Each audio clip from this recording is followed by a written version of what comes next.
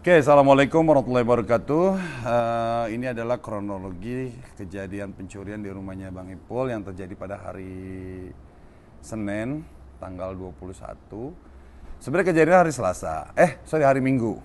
Jadi ketika itu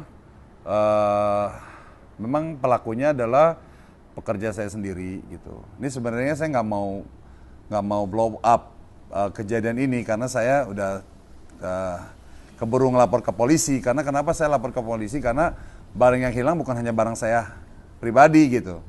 Tadi saya pikir kalau cuma barang pribadi saya, handphone 3, nggak ada masalah, saya nggak akan bikin laporan.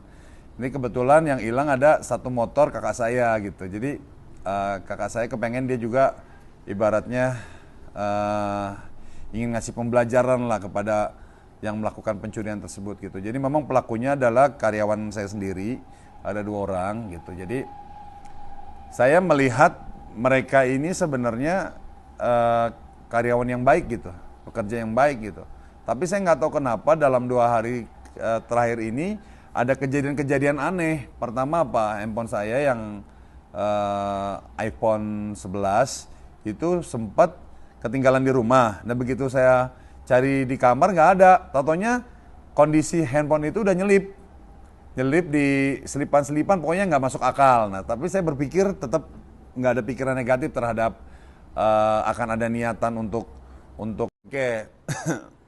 Jadi saya dikasih tahu sama karyawan saya satu lagi, dia bilang kayak mereka berdua ini tiba-tiba meninggalkan masjid pada saat saya takbiratul ikram gitu.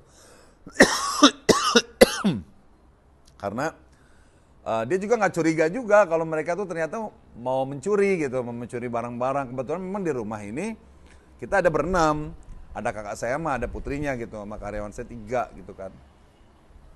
Terus dia baru cerita, iya tadi saya ngelihat mereka berdua nih nggak sholat gitu. Jadi kemarin ke masjid kita berempat, dia nggak sholat, tapi begitu takbiratul ikram mereka pergi keluar gitu, meninggalkan sholat gitu. Disitulah mereka melancarkan, tapi saya sama sekali nggak curiga gitu loh. Nah ternyata mereka bawa handphone 3, kebetulan dompet sama handphone saya satu lagi saya bawa ke masjid gitu kan, sama handphone karyawan saya juga diambil satu. Terus begitu dicek ternyata motor kagak ada. Waduh, tadinya saya nggak mau ngelapor polisi gitu karena kebetulan ada motor kakak saya, ya saya disuruh ngelapor, ya udahlah saya ngelapor lah gitu. Saya lapor, pertama saya ngelapor ke aduh kok jadi batuk sih. Saya lapor ke Polsek Tanjung Duren. Duren Sawit.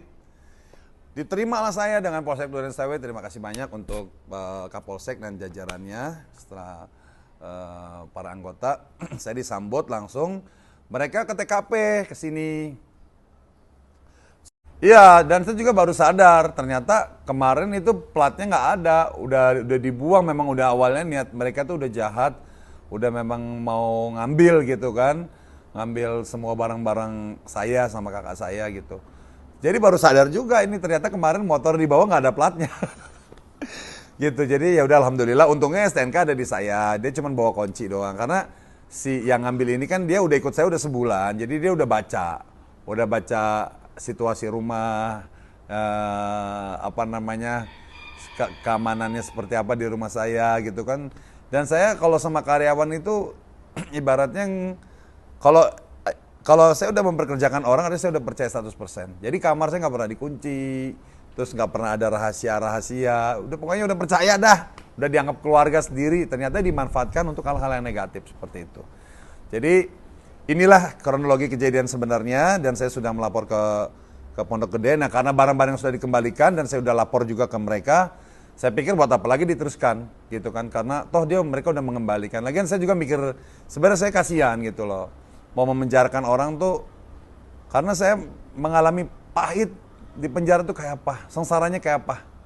Alhamdulillah saya masih punya hati nurani lah untuk tidak segampang itu memenjarakan orang. Tapi kalau apabila mereka ibaratnya mau bertobat, udah nggak mau, dia mau kembali, kenapa enggak? Artinya udahlah, udah selesai secara kekeluargaan gitu. Jadi ya ini juga pembelajaran buat saya. Next saya kalau mau terima seorang untuk kerja ya harus. Alhamdulillah ini handphonenya guys, ini udah kembali. Coba di close up handphonenya. Iya. Oke, udah itu aja. Alhamdulillah. Sip. Oke guys, ini videonya, ini motornya lihat, nomornya dibuang. Lihat nih sini.